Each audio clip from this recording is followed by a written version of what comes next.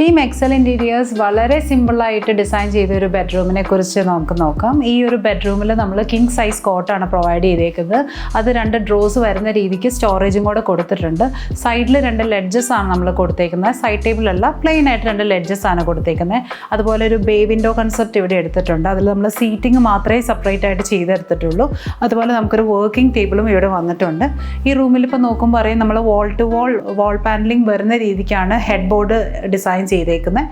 അതുപോലെ തന്നെ ഈ ഒരു സ്പേസിലേക്ക് വരുവാണെങ്കിൽ സെപ്പറേറ്റ് ബെഡ്റൂമിൽ നിന്ന് മാറി തന്നെ നമുക്കൊരു വാർഡ്രോബ് സ്പേസ് വന്നേക്കുന്നത്. ഈ വാർഡ്രോബ് എന്ന് പറയുന്ന എല്ലാം കസ്റ്റം ചെയ്തെടുത്തേക്കുന്നതാണ്. നമ്മൾ ഫാക്ടറിയിൽ തന്നെ ചെയ്ത് ഇൻസ്റ്റാളേഷൻ മാത്രമാണ് ഇവിടെ വന്നേക്കുന്നത്. അപ്പോൾ ഇത് നമ്മളുടെ ഡ്രസ്സിങ് ഏരിയ ആയിട്ടും ലോണ്ടറി സ്പേസ് ആയിട്ടും എല്ലാം കൂടെ വരുന്ന രീതിയിൽ നമ്മൾ ചെയ്തെടുത്ത ഒരു വാർഡ്രോബാണിത്.